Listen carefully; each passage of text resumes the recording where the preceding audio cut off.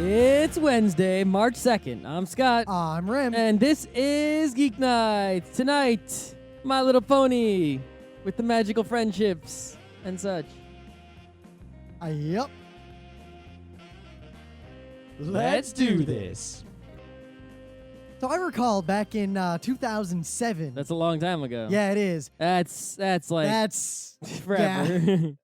And yet we'd been doing Geeknights for a couple of years before that. But we reviewed El Hazard, the original OAV, and we didn't actually rewatch it. We just kind of reviewed it from memory because we'd watched it in the last few years.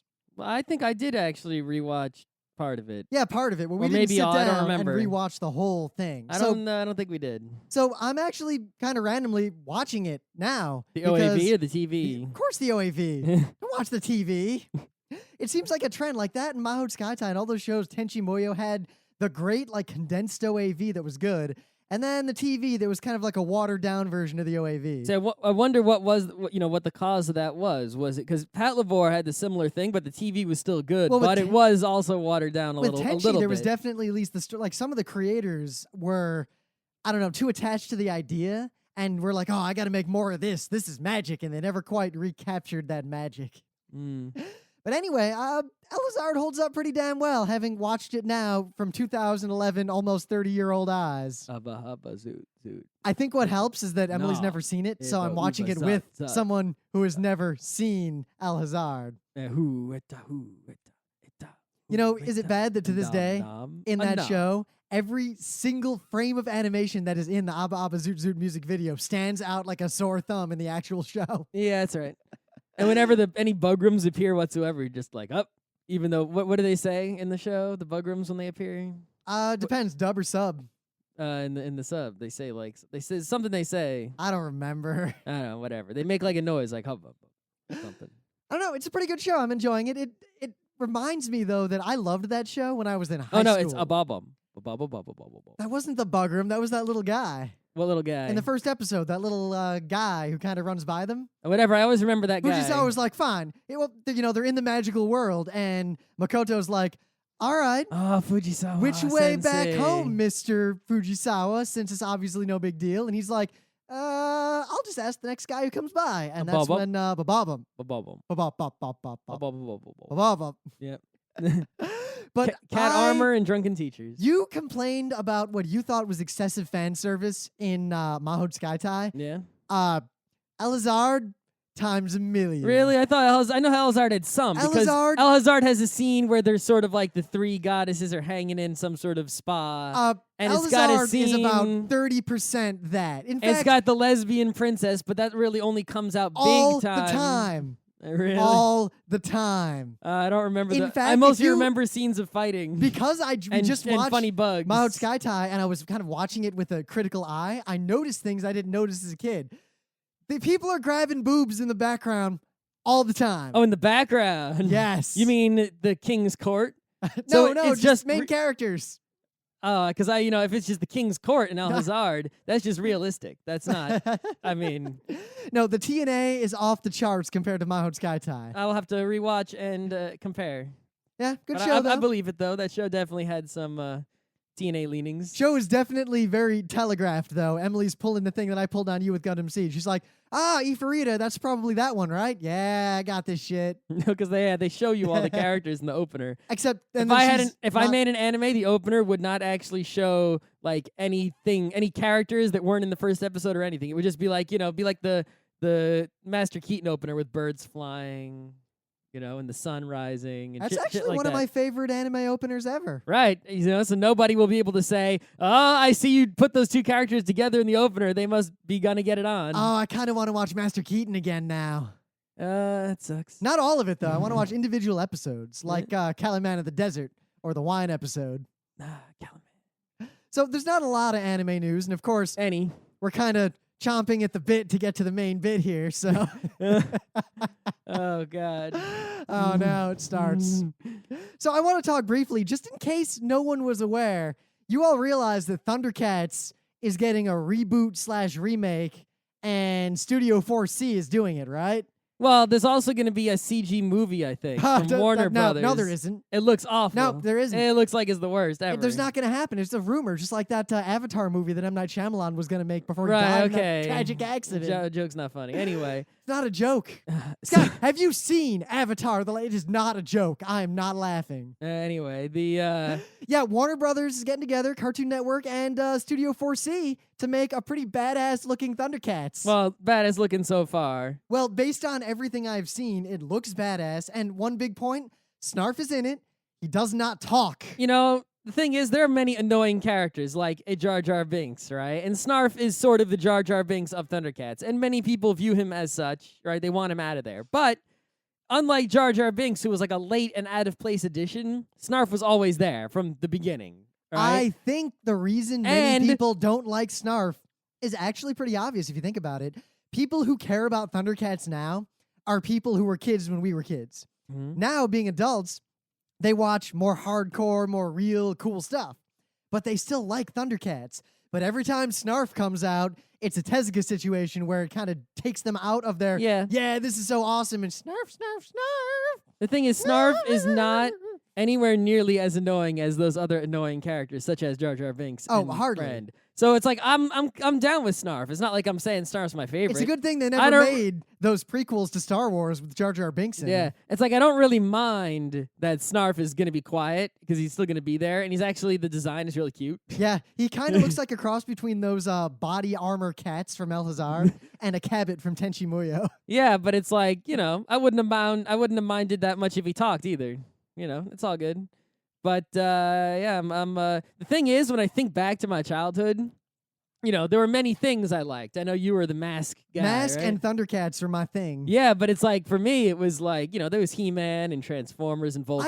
I don't know if I liked He-Man. I don't have sentient memories of liking He-Man. I had a lot of He-Man toys. But I had a lot of He-Man toys. I had Battle Damage Skeletor. Oh, yeah, I still have Battle Damage Skeletor. His Battle Damage stopped He-Man, working. Voltron, Transformers, Ninja Turtles, you know. But Thundercats was definitely the most of all of them that I was liking. I think Mask was my most, but not today. Today it would probably be like Macross or something. But you know, it was or maybe a certain other show. But we'll get to that. It's not the most. No, not yet. But also very important, the famous voice, the only voice of Lion-O, is in fact going to be doing the voice. Oh, thank God. Yes, Larry Kenny. Because if it wasn't him, it would just be like Samaflange.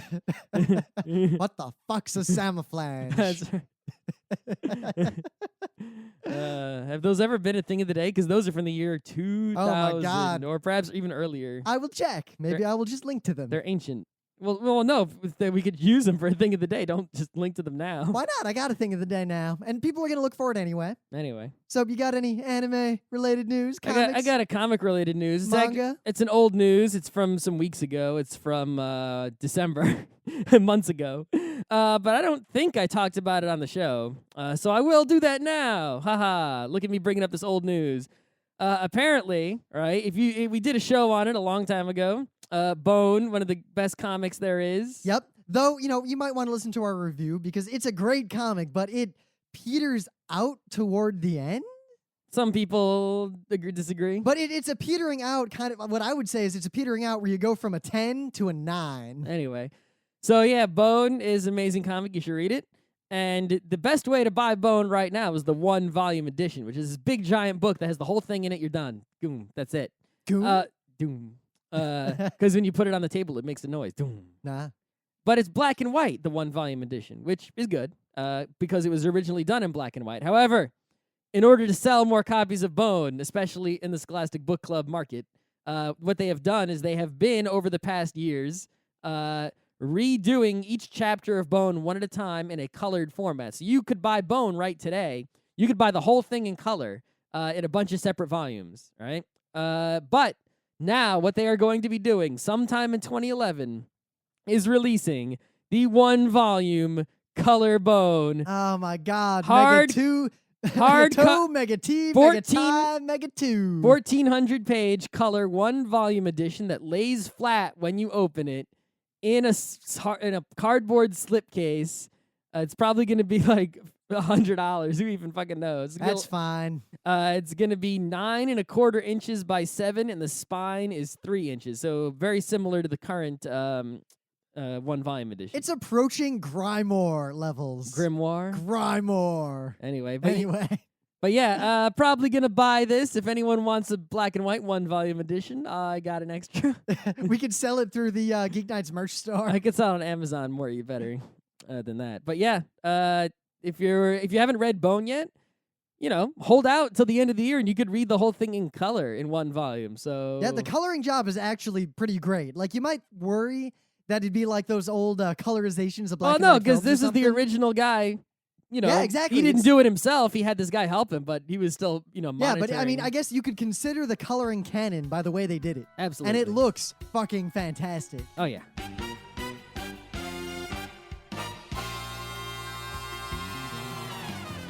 So, things of the day. I was reading Anime News Nina while I was looking for some anime news, and I enjoy Anime News Nina, but that's not my thing of the day. Anime News Nina is weird. We've talked about it before, but just quickly. It is surprisingly biting and realistic about anime fandom. Usually when someone makes a comic for the purposes of marketing or advertising or, something like that, it's usually terrible. Anime News Nina is the only exception I've ever found. But the current comic that's up there right now, I'll link to it, makes a joke about Family Circus, that terrible old comic that apparently has been running in newspapers for 51 fucking years. Always by the same guy, or at least credited to the same guy. And I remember it as being terrible and insipid and not pointless. funny. Not in any way funny. Not even... So I go to the Wikipedia. And occasionally Jesus-y. Because we wanted to see, has it really been going for 51 years? And yes, that's true. But funnily enough, on the Wikipedia page, there's a picture of a Family Circus comic from like the 60s. And it's actually funny. Yeah.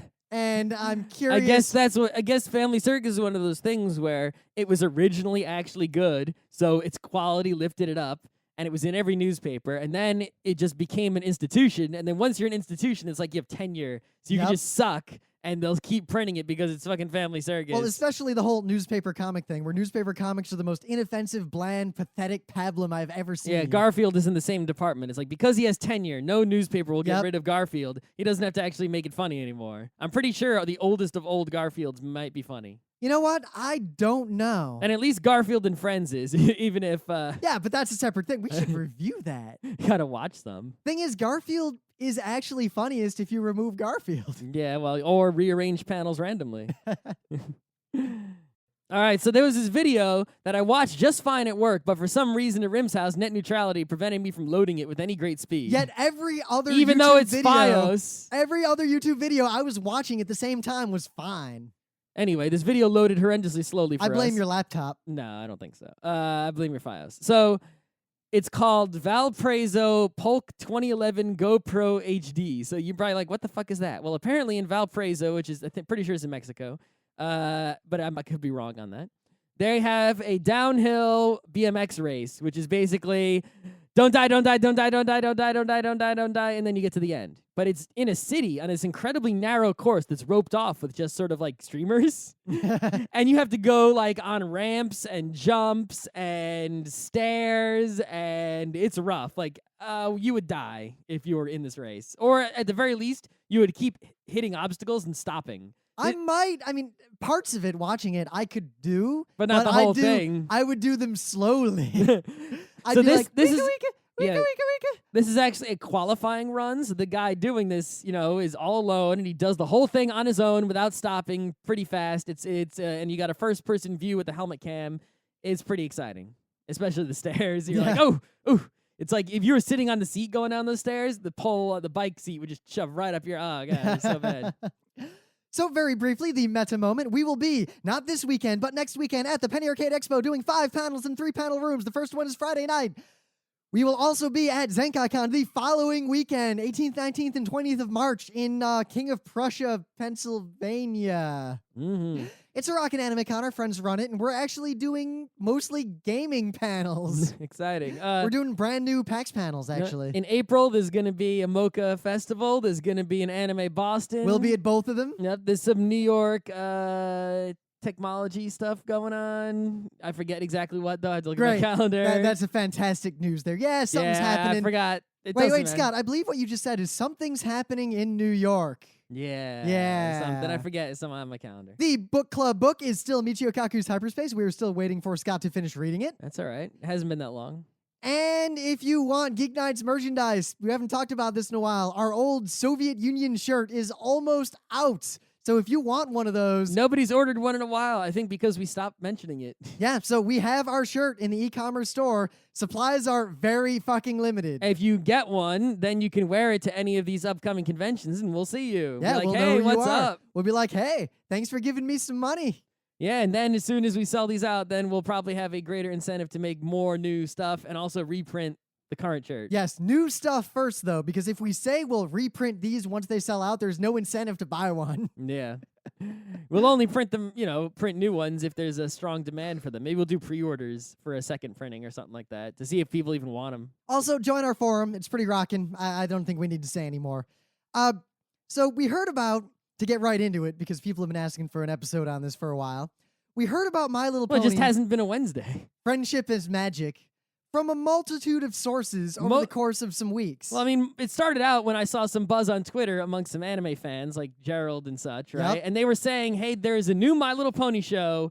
It's actually good. And I was like, oh, I'll make a note of that. And I made a mental note like, oh, there's a new My Little Pony show. It's good. Yep. Scott was like, yeah, did you see that tweet? And I'm like, yeah, we should watch it at some point. I mean, and then if they say it's good, maybe we'll do a review. Yeah. And, we just I took a note and I put it aside. And then I saw some other tweets and some other information that was like, this show is made by Lauren Faust, who apparently Craig McCracken, who is a guy who worked at Cartoon Network on many shows. Like, I think he worked on Dexter's Lab and Samurai Jack and, many other good Cartoon Network shows. He is the wife. He's the husband of Lauren Faust. Lauren Faust is the wife.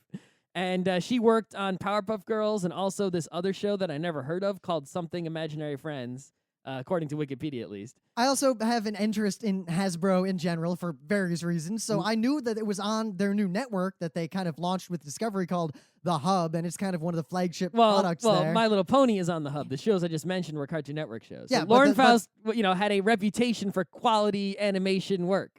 Yep. Right? So what happened is Hasbro bought half of Discovery Kids Network, which was, I guess, terrible. Well, it's a joint venture to make this kind of... Right, they own half of it. Network designed to sell toys via animation. They have a remake of like Pound Puppies. They got a remake everything. of Pound Puppies. They got Transformers show. They got a whole bunch of stuff on this network. And at night, they even have a show. They have game shows that are themed after many board games, like the Game of Life and shit. And they got... at night, it's sort of like a Nickelodeon format, like cartoons all day and like old TV shows all night. Yep, but it's definitely like the original Nickelodeon. A 24/7 advertisement for their products. Exactly. There was actually some buzz against it, like we shouldn't let a TV company be run by a toy company for children, blah, blah, blah, blah, blah. But so we finally got around to it. I got a torrent and YouTube and such, and we watched My Little Pony, and it's all right. It's okay. It's fucking awesome. Well, I mean, it's not like, okay. It's no Cowboy Bebop. No, I mean, it's not a Cowboy Bebop or an Evangelion. It's not an artistic masterpiece, right? But it has something special about it, right? To where everyone basically can't stop discussing it. They can't stop thinking about it. It's like crack, right? You watch it and there are certain parts of the show where you groan or you don't like certain characters, you don't like certain episodes or scenes. It has a lot of flaws, but there's just something about it to where you just want to watch it all the time, and everybody is crazy about it and arguing about it. It has spread through our large circle of listeners and friends like a virus. I mean, Scott and I watched it, and we got into it, so we made other people watch it. I think it culminated, we had a big party up in Albany with like our whole crew, and a few of us, the ones who were in the know, were like, yeah, My Little Pony, and the rest, everyone else, like, what the fuck is wrong with you guys? And at least 75% of all talking, period, was pony talking. Only among the people who knew. And everyone by the time we were done, everyone knew. True. But in the beginning, it was just us and certain other people who were talking about the ponies. And everyone else is just like, Jesus, what's wrong with you guys? Stop talking about the ponies. And then we made them watch some ponies. And with one exception, they were hooked. Yep. There's something to this show. I really like it. I don't know. I have some theories, like some sort of subliminal... That's Emily's theory, that there's some sort of subliminal message, that between every frame, there are boobies and explosions and guns. It's possible. Just bam, bam, bam. I think there might be. We had to slow that shit down. Alternate hypothesis. Rainbow Dash. Yeah.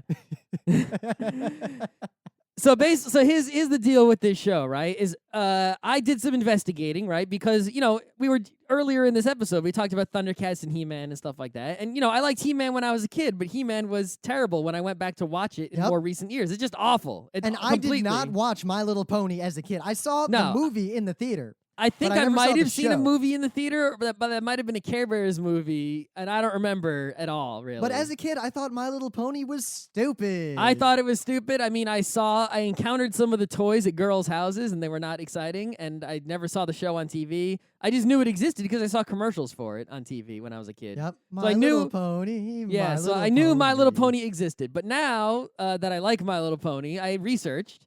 And all the old My Little Ponies, this is G4, by the way, right? They talk about Generation 4. Well, they talk about it the same way with Transformers, right? Except, this Transformers G1. Now, G2, I point out, G3. this is the way nerds are talking about this show is very indicative of its mass appeal to nerds. Oh, yes. I mean, people like us are using the lingo, kind of like how if Batman, the animated series, hadn't been great, like if it had been dumb, we would have called it the Batman cartoon. Yep. But because it's good, BTAS. Yeah, it has an acronym, a canonical acronym among the fans. Yeah, so this is MLPFIM, which is an initialism, not an acronym. Yes, it is. Anyway, so... But I said BTAS. Yeah, so my research has determined that My Little Ponies G1 through 3 are awful. And Generation 2 and 3 are actually kind of recent-ish. Only 1 is really old, but they're all awful. Like, completely painful and awful. And rebooting My Little Pony have been terrible because it was such just a saccharine, yay, little ponies, girls can brush their hair, and oh my gosh. Sell the toys.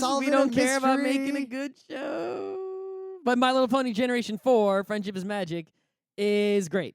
And what's really scary is if you look on, for example, there's a GIF that's been going around. Oh, the YouTube it shows the YouTube statistics for the episodes, and it's like, demographics watching this show. This video is most popular amongst girls 13 through 17, men 20 through 30, 30, men 30 through 40, and it's like, what the fuck now, did they do? So had it been older men, like one more generation up, you could have made the argument that it's parents with YouTube accounts showing it to their kids. Possible. But it is not that. It is our generation. It is if you go to any discussion forum that is related to anime, go to our forum. How many pages is it now? 16 Oh my God. pages? There are like 700 posts in one of the My Little Pony threads in the Geeknights forum. You go to 4chan. The 4chan had to there was a guy who went through and they had to have pony limiting rules added because there were too many ponies. And people who, how the Firefly people call themselves brown coats? Apparently, if you like My Little Pony, you're a brony.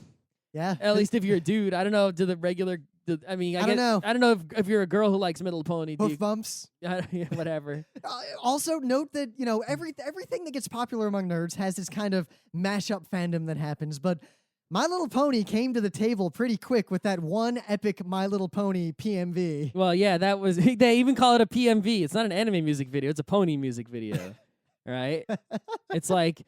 It's because the fandom thing is one of the best MVs I've ever seen. It's a good MV. Yeah, like it's up there with the old Kevin Caldwell's. Yeah. And, on top of this, right, you have Lauren Faust, the creator, on DeviantArt, like, actually talking to people about the show. And, of course, on DeviantArt, plenty of people are posting arts, too. So the fandom for this is exploding. Yep. Now, what's interesting is that I have been I'll keep names out of this, but I have talked to representatives from several companies, both directly and indirectly related to My Little Pony. Also, people who run certain conventions we may or may not attend. And pretty much, at one point, I emailed someone and said, hey, My Little Pony fandom will be surprisingly and scarily popular at your convention. I know you won't believe me, and I know that sounds stupid, but trust me. So, and I had some suggestions for what they should do to, take advantage of that. The response was, oh shit, yeah, My Little Pony. The only people who don't seem to get it are the people in charge of Hasbro. But I think all the production team of My Little Pony knows what's up. Well, I don't know. Well, obviously they do if they're talking to people on DeviantArt, right? But I wonder how much they do or do not know, because here's some evidence, right, that is going around. Here's some things I have seen. Number one, they're not taking it off YouTube. People are posting it on YouTube, full episodes. They're not sending takedown notices, at least they haven't yet. Two, they post full episodes, like the most recent 3 or 4 episodes are just available on the My Little Pony website, no problem, free. Just watch them. They don't care, right? Honey Badger doesn't give a shit. Right? In addition, like they're not so good at making toys, but they have put them out pretty quickly. Yep. Now, what's sad, I got a link to the video. I still haven't uploaded it, but the toys look pretty piss poor, to be honest. And it bothers me that they're awful. I'm used to anime. They couldn't even keep the princess white. They had to make the princess pink. Look at anime. The crappiest PVC looks like the character. The crappiest one. The one you get in a little ball from a gachapon machine looks better than what the Hasbro toys look like. Yep. But our friend Natalie bought all the toys, and just by doing their hair actually made them look 99% awesome. All right. How about that? Yeah. But then again, think of it this way. They probably didn't expect, here's my guess, they did not expect this to happen at all. So they made the show aimed at kids, and the people doing the show, Lauren Faust, they decided that, all right, we're given this property. We have to do something with it. Let's make it as awesome as we can goddamn make it. Mm-hmm. So as a result, because they're good people, it was awesome. And it has this appeal that Hasbro did not anticipate. And I would hazard that they're leaving the YouTube videos and all this internet stuff untouched because they're not sure how to take advantage of it Well, yet. because their and goal, they don't want to quash it. They're smart. They should realize that their goal is to sell toys, and they should make better toys. Oh, right? no, you and didn't let me leave the finish. show to be free. You didn't let me finish. I think the reason the toys are pretty weak is that it's a long time from we should make a toy to a physical toy is in stores everywhere. Yep. I'm pretty sure these toys were long in a pipeline and they came out and it was far too late to do something different by the time they realized that people like me are watching My Little Pony, probably more so than 8-year-old girls. Yeah.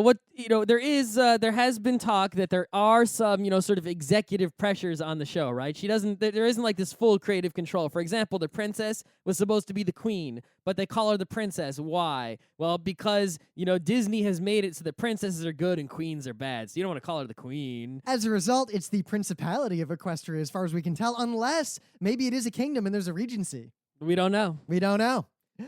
But yeah, also going down that road, right? This show, one of the main reasons that I think it has, so much interest from the nerds is that, on the surface, right, there's sort of like, this painful kind of stuff. A lot of the things in the episodes are just sort of, girly and sort of like, she's making dresses for everyone. Oh, no, and then making dresses. And then at the end of the episode, it's like, she writes a letter to the princess that's like incredibly non-subtle moral lesson for children. And today I learned that racism is not a good idea. Yeah, it's like, really? It's kind of painful for someone who's almost 30 years old to watch that. But beneath the surface, just lurking there, is like this mythology that is being built in an extremely nerdy way. The show, we're calling this now, we've coined a term. It's Gandalf's girths. Because way back, we went to see Inception, and me and Scott and a bunch of our friends were arguing about what actually happened at the end. Yep. And at one point, Scott says something along the lines of, this is stupid. This is like arguing how long Gandalf's dick is. There's just no way to know. And I immediately put forth that no, his dick is 7 inches long.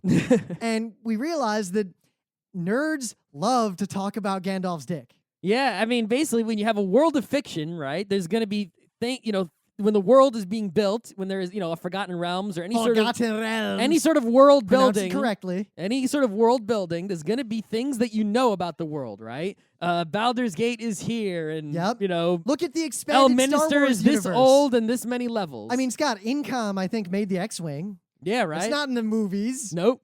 But there are certain things you do not know, right? Like how many, inches long is Gandalf. How many horsepower does a speeder bike have on Endor after it gets broken a little bit? Nerds will take that question and say, all right, well, if we see it in episode 6, it's moving, at this rate relative to the trees, so it's going. But then fast. If you pull the thing down, it goes even faster. There's a higher speed that they don't use, oh. and then he pulls on the throttle. Well, look, the one stormtrooper that was knocked off of it and hit the tree, he hit hard enough to crack his helmet. So how strong are the helmets? Right, that kind of argumentation. That's Gandalf's dick, right? Because nowhere in the Lord of the Rings does it talk about Gandalf's dick. It doesn't even say he has a dick. He doesn't pee, but he's a man.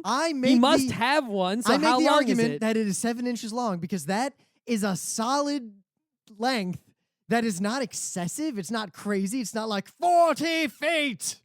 You shall not pass. But he wouldn't have a tiny one or even an average one. Kidney stone, you shall not pass. He's Gandalf. He's not going to make it tiny. So 7 inches is kind of the like the muscle car. Yeah.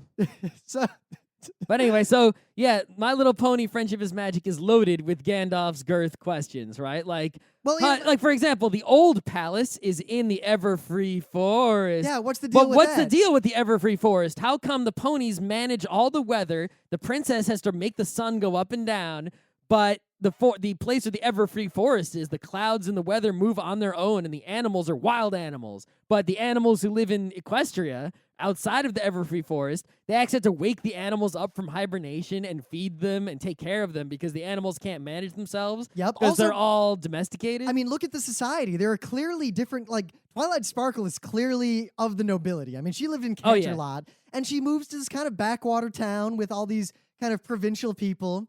And yet she has magic. She's a unicorn, and unicorns and Pegasus and Earth ponies all have different things. But during the winter wrap-up, they weren't allowed to use magic. It's their old Earth pony tradition. I get this sense that the Earth ponies were there maybe before Equestria. Well, the Earth ponies founded Ponyville 100 years ago. It said so, right? And Equestria is at least 1,000 years old because that is how, right? So see, we can already see the direction this is going in, right? It's totally this, crazy fantasy world. And if you're a nerd, they drop these tidbits of information all over the place. And little girls, I don't know if they notice it or not. I hope they do. But nerds notice immediately that Fluttershy is 1 year older than Pinkie Pie. That's right. They also are like, so where does Pinkie Pie live? Oh, she lives in an apartment above the Cake's Bakery, and she works for Mr. and Mrs. Cake Baking, and Rainbow Dash lives in the little cloud palace she made for herself, and only Pegasus ponies can stand on the clouds. Which matters in the episode when they go to Cloudsdale. Yeah, it's actually, incredibly consistent. There are some inconsistencies, but they are few, and we have noticed all of them. Yeah, like the Carrot Top's head was green in one episode. Yeah, it's like, did she just dye her hair, or there's another carrot girl? But no, cutie mark makes you unique, so there's not two people with the same cutie mark. Yeah. Dun dun dun. There's also, we noticed some people have one cutie mark of like one symbol, and some have 3, and it seems like there's different power levels associated. I think the Derpy Hoops has like 5 bubbles or something like that. I don't know, or 7 bubbles. But there's some weird ones, like Twilight Sparkles is kind of different too. There's a bunch of stuff going on. Well, Twilight Sparkles is in the same style as so yeah. The Princess Luna, the Princess Luna has the moon, right? Yep. And then Princess Celestia has the sun. Now, Twilight she Sparkle is a Pegasus unicorn pony. That's right. She's a pegacorn. Any other of those. No, the true princesses are pegacorns, but every other pony is either an Earth pony, a Pegasus, or a unicorn. Now, I wonder. I mean, it's almost like if you look at this, like look at the Prince of Nothing with the non-men or something. Maybe there's like they're likened unto the gods, the two princesses, maybe descended from the gods. And there were Earth ponies that were already there because Earth ponies have their shtick. I mean, they're skilled and whatever. I feel like through interbreeding over the years, if you have royal blood, you get either wings or horns, but for some reason, not both. Yep. There's a whole bunch of stuff like that. Yeah, but another thing related to that, right, is remember, this is made by Hasbro, right? Hasbro owns My Little Pony. They own Transformers. They own a lot of other nerdery things like that. But let's see if you can guess the other thing they own. Let's see if they can guess. What has appeared in the show so far other than ponies? Well, plenty of things. But Cockatrice, Manticore, Dragon.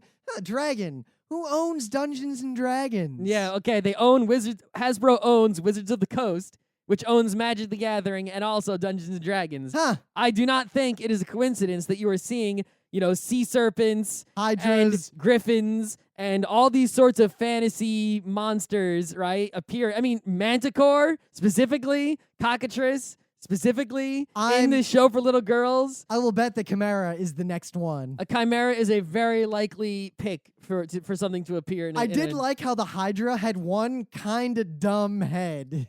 Oh, it's a Hydra. That's how it works. They always have one dumb head? Yeah. I mean, most of the inconsistencies in the show are like, how come she didn't use her teleporting magic right there? But they're good arguments to be made as to why she doesn't. I mean, it clearly takes a lot of effort, and she has trouble with it. And remember, when she teleported under duress that one time with Spike, she burned him. Yep, that's true. Yeah. Yep.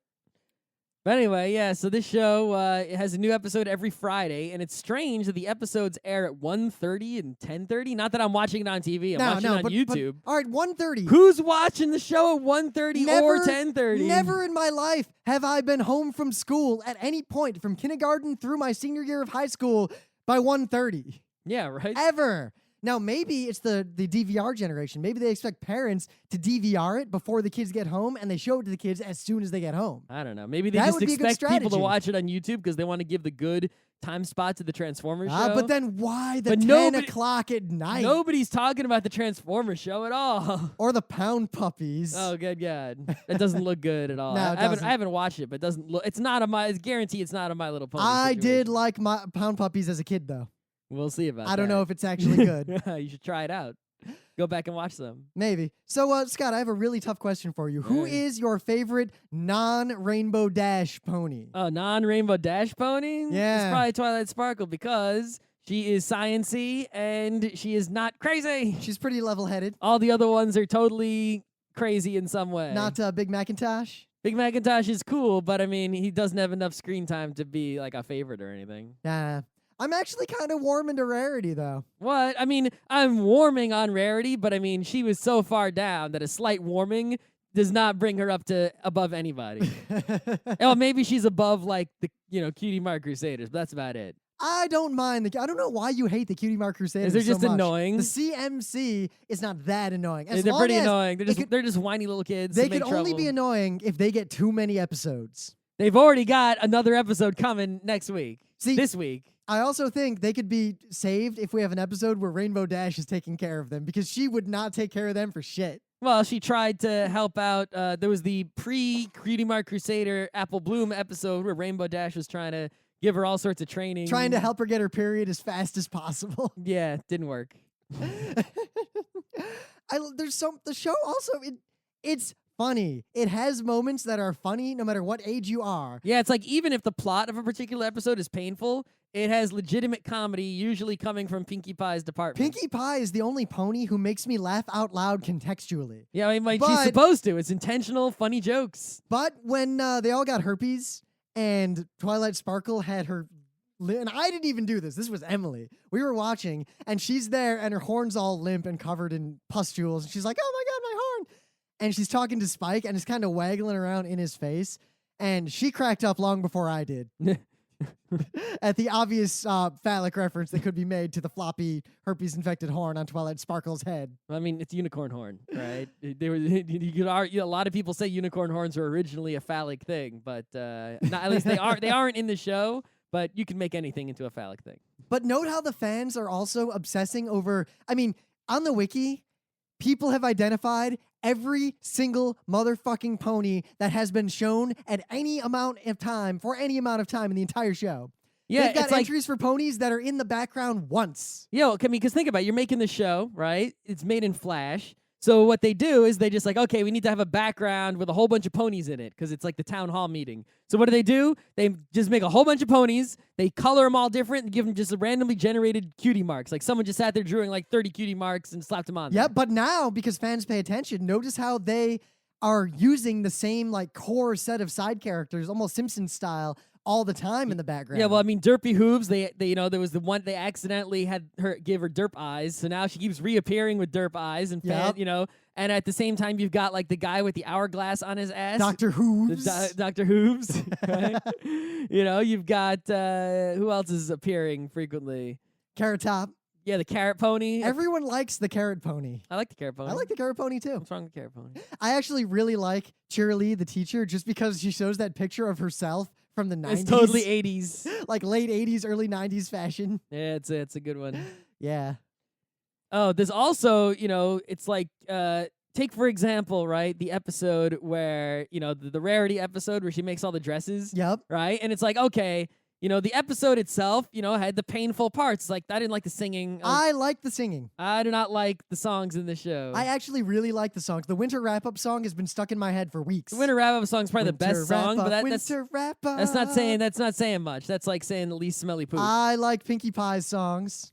I mean, some of them are funny, but they're not songs I would I listen even to. like the Grand Galloping Gala one because it's just so spastic. She's just kind of hopping around. I enjoy it. But I like Rarity's song too. I thought it was good. Wait, like half the episode is her singing the song twice. It wasn't half the episode. It was a significant portion of the episode was her singing the song 2 times. Besides, that episode was about tribes too. Well, that's what I'm saying, right? That episode, right, on the one hand was, on the surface level was just sort of like, all right, but the message, that an adult would get watching that show is like this twofold message. On the one hand, you got the Tribes 2 message, which is let the designer do what they do. They know what's best. If you listen to the community, you're just going to ruin your game, Tribes 2. And also, if you're hiring a freelance designer, don't just, it's basically you could tell that, someone who had, freelance design experience had written this episode. Emily had a lot to say about that episode after we watched it. Right. Especially because we had moments in the past where she will show me a character design for something she's working on,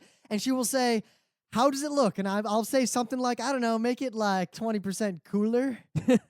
I don't know. I don't know. It just needs to be cooler. And it's like, that is how non-artists, critique art. It's like they don't know what's good, and Fluttershy gets mad points for her rant, too. Well, at least Fluttershy had some knowledge about sewing. Yeah, but her dress was still awful. Yeah, it was still awful. But I guess it was well made. There's a lot. I love the show for a lot of reasons, but some of my favorite moments are surprisingly not the unintentional humors. Like in the Zakora episode with the zebra, I really like the intentional humor when Pinkie Pie tries to sing her song and she can't, and she gets Fluttershy to do it. But I also like the unintentional humor of the fact that Rarity is racist and does not become terribly disabused of her racism by the end. No, not really. I mean, she's like, oh, she's covered in stripes. How awful. And Twilight Sparkle's like, you realize that she was born that way, right? And she's like, oh, my. Like, yeah, he was born Japanese. Oh! Yeah.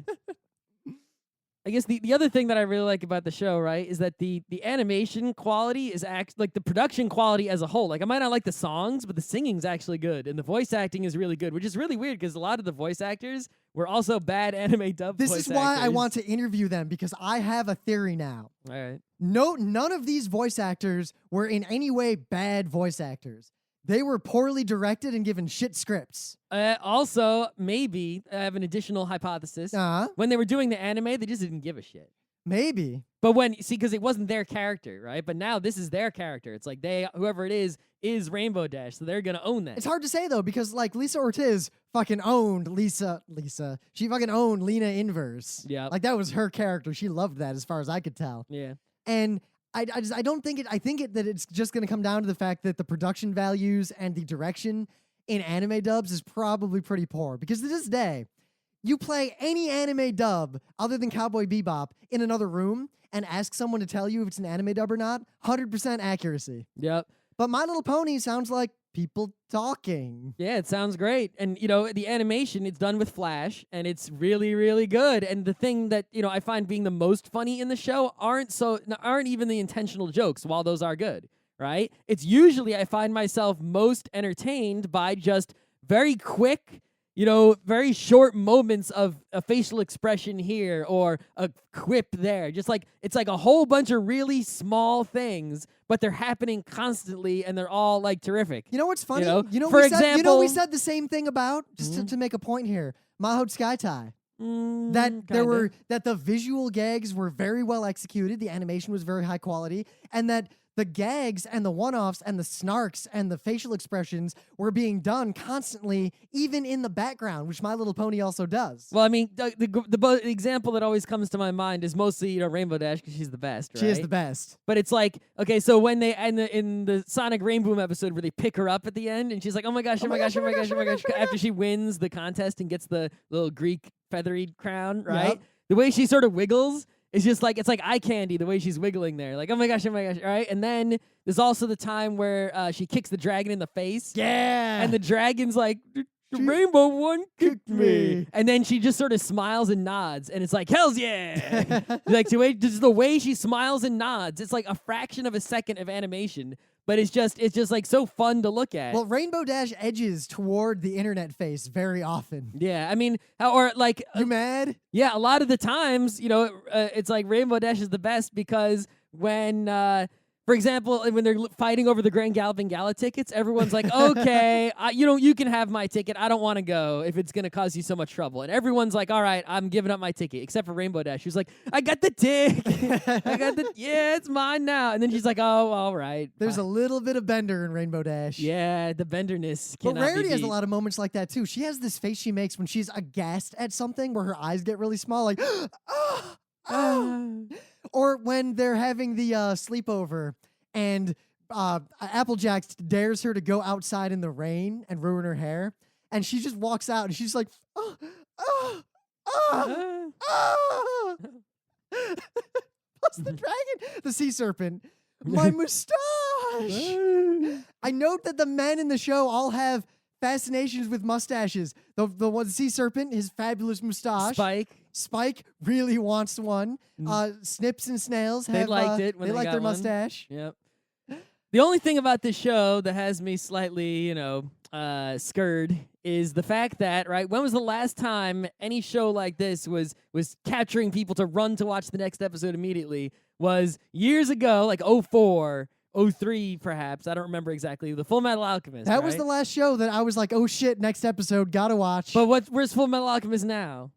Yeah. However, Is My Little Pony the next Full Metal Alchemist, or does it have the staying power? I have counterexamples from Or my is it high a school flash in the days. pan? A bright flash in the pan, but a flash nonetheless. When I was in high school, I watched, for example, Escaflowne and El Hazard and Lane and all these anime. And one VHS tape would come out every month that had 4 episodes on it. And you can bet that we would go to the store the day it came out, buy it immediately, run home and watch it. Those shows hold up. They do. Also, I really think that Lauren Faust knows the deal. And She definitely knows the deal if no one else does. unless Hasbro cocks it up, she will be able to maintain this show. And Yeah. it's got a full 26 episodes. It has 26 episodes, and, it could be renewed forever, right? It's possible, right? It better be. I mean, I don't really, if it isn't, it's like, all right, You know what? If it there's wasn't, plenty of shows out there to watch, but if it wasn't, I would. This is the kind of thing I would try to invest in to make happen again because I think it could make a lot of money. yeah, I don't know. We'll see. I mean, what they need to do is, for example, if they sold Rainbow Dash t-shirts in like Hot Topic, those would sell like hot cakes. Mm-hmm. Probably. Yeah. I would buy one Rainbow Dash t-shirt if it was high quality. It'd have to be the same level of quality, though, as my Urusei Tsura shirt. Yeah. Like that kind of styling. Is there anything else to say about My Little Pony? Other than Gandalf girthing. Yeah, 'Cause I have mean- a lot of Gandalf girthing. Yeah, but I mean, it's a show that has a target audience of little girls that somehow magic, right? But, they tried to avoid being a stereotypical bad show for Well, like little one girls. good example, Hasbro And had as one a result, dictum. guys like it. Hasbro had one dictum. They're like, all right, we need to have a fashion pony. We need to have a fashion element so we can, do whatever marketing we're going to do. So what did the studio do? They made Rarity. She's not an airheaded shopper girl. She is a professional, world-renowned, or at least Equestria-renowned dress designer. Mm-hmm. They made her a maker and a doer and an expert.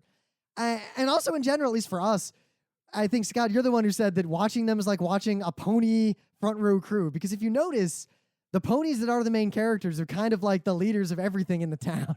Yeah. Well, the thing is, right? It's like the mayor is kind of incompetent. Yeah. And Twilight Sparkle, who's nobility, right? It's basically Twilight Sparkle went out to Bumblefuck, Yep. Ponyville, and she's nobility, and she's actually educated because she's an academic, so she actually knows things. Except about Parasprites. Yeah. And it's basically the few things that she doesn't know. Pinkie Pie is a secret genius and knows. Yeah. And in the town, even though everyone is much less educated than Twilight Sparkle, so she can totally help. She can really run things. She's helping everybody. Yeah. Even though they're much less educated, at least, quite a few of the ponies just have a particular skill or 3 that they are just incredibly, they're like superhuman, super ponies of that one thing. Yeah, well, the main character ponies are definitely more highly skilled than the rest of the ponies on average. Well, at least the other ponies don't demonstrate their skills on screen often, or at least they also don't use their powers against D&D monsters, right? Like True. Mr. and Mrs. Cake are probably just as good at making cake as you're probably better at it than Pinkie Pie, because Pinkie Pie also is partying and has partying skills. I saw a pretty good Andrew WK music video to Pinkie Pie. Yeah, her baking skills are secondary to her partying skills, right? So they're probably really good at that, but they're not baking cakes and feeding them to the dragon. But there to are make it go also away. incompetent ponies. What's his name? The guy who lost the grass seeds?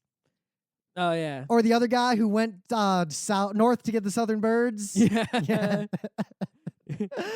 And don't forget Derp and Derp. Derp and Derp, Snips and Snails. Yep. Or the barbell football and basketball ponies up in Clydesdale. Yeah. Yeah, the show also cannot resist a horse-related pun. Oh, my God. But they do them. I'm going to admit this. I don't do it often. Scott doesn't do it often. But it happens occasionally when someone in the front row crew will say some pony. Or every pony. Instead of somebody. Yeah. Or there's Philadelphia, Clydesdale, Trottingham, there's a lot of alliteration going on, too. Oh, there's alliteration and horse-related puns nonstop. But you know what? It's weird because usually puns are just like, oh, puns. They're just groan-worthy to the max. But these are actually good puns, and they don't use them too much. Not too much.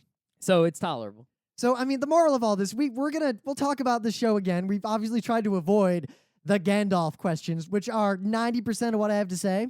The show is great for what it is. I highly enjoy it, and it's really enjoyable, but it's like it's like, how much do I like it? Right now, I like it a whole lot more than anything else that's on my mind because it's subliminal powers. But how much do I like it compared to other things I like? Not as much. Probably in the span of my life.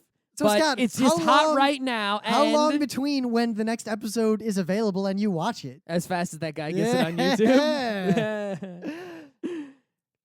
It's also, kind of a meta thing in the forum. We weren't kidding. The My Little Pony thread is like 20% of the current activity in the forum right now. And most of it Gandalf girthing talk. Yep. But also plenty of meme generating talk. So people making fan arts, fan mixes, there was a pony in one fraction of a second in one episode who was a DJ. So now DJ Pone-E, they gave it a name, and there's plenty of YouTube videos of DJ Pone-E DJing. And it's like, okay, this is way out of control, which tells you that they're doing something right. Yep. So if you care about My Little Pony, and in particular... And no matter how skeptical you are, some people probably haven't listened this far because they were skeptical. But yeah, you know what? Screw you. Everybody we've shown it to, with one exception, has been turned. If you are a skeptical anti-pony type and you've managed to listen this far just because you wanted to be like, what the fuck, guys? Really? Are you serious? We are serious. This is not a joke. It's a good show. Just, we at Geeknights do not knock it if we haven't tried it. However, we try and then knock quite often. So if you are knocking right now, just try. Watch episodes 1 and 2, and then knock all you want if you want. But don't knock until then. But as I was saying, if you care in particular about the fact that Rainbow Dash is in fact the best pony in Ponyville, you should go to the forum and vote in our Which My Little Pony Pony is the Best Pony thread. Mm-hmm. There's only one right answer. This has been Geek Nights with Rim and Scott. Special thanks to DJ Pretzel for the opening music, Kat Lee for web design, and Brando K for the logos. Be sure to visit our website at frontrowcrew.com for show notes, discussion, news, and more. Remember, Geek Nights is not 1, but 4 different shows. Sci-Tech Mondays, Gaming Tuesdays, Anime Comic Wednesdays, and Indiscriminate Thursdays. Geeknights is distributed under a Creative Commons Attribution 3.0 license. Geeknights is recorded live with no studio and no audience. But unlike those other late shows, it's actually recorded at night.